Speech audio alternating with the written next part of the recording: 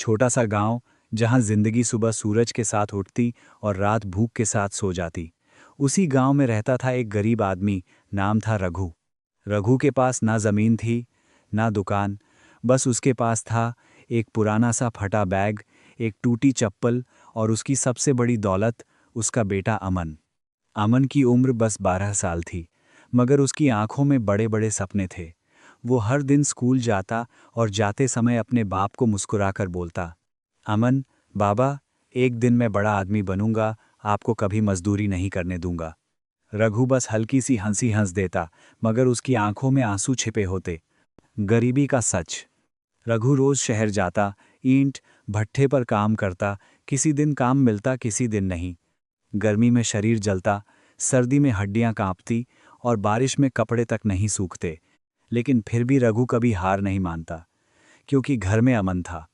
घर क्या था? बस मिट्टी की दीवारें, टपकती छत और एक टूटी खाट। अमन की माँ बहुत पहले मर चुकी थी, बीमारी ने उसे छीन लिया था। उस दिन से रघु ने तय कर लिया था, अब मेरा बेटा ही मेरी दुनिया है। एक दिन की भूख। एक शाम रघु काम करके लौटा, उसकी जेब में सिर्फ 10 रुपए थे।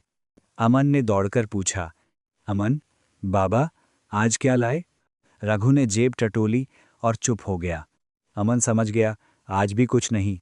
अमन ने हंसते हुए कहा, अमन, कोई बात नहीं बाबा, मैं पानी पीकर सो जाऊंगा। लेकिन सच ये था, अमन भूखा था। रघु ने बेटे को देखा, उसकी आंखों में आंसू आ गए। उसने चुपके से बाहर जाकर गांव के कुएं के पास बैठकर रोना शुरू कर दिया। रघु खुद से, हे भगवान, मेरे बच्चे को भूखा मत रख, मुझे चाहे मिटा दे।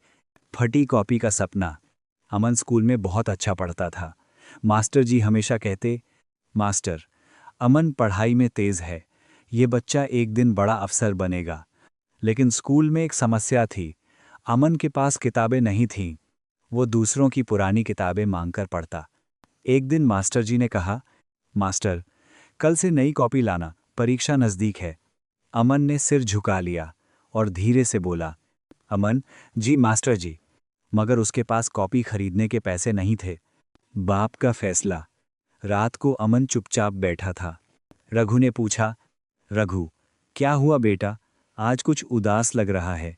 अमन ने मुस्कुराकर झूठ बोल दिया, अमन, कुछ नहीं बाबा, बस थक गया हूं। लेकिन बाप को सब पता था।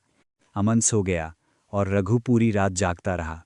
उसने तय किया, कल कुछ भी हो जाए, मेरे बेटे की कॉपी आएगी। मजदूरी नहीं, अपमान मिला। अगले दिन रघु शहर गया। वहां एक सेठ के घर मजदूरी मांगी।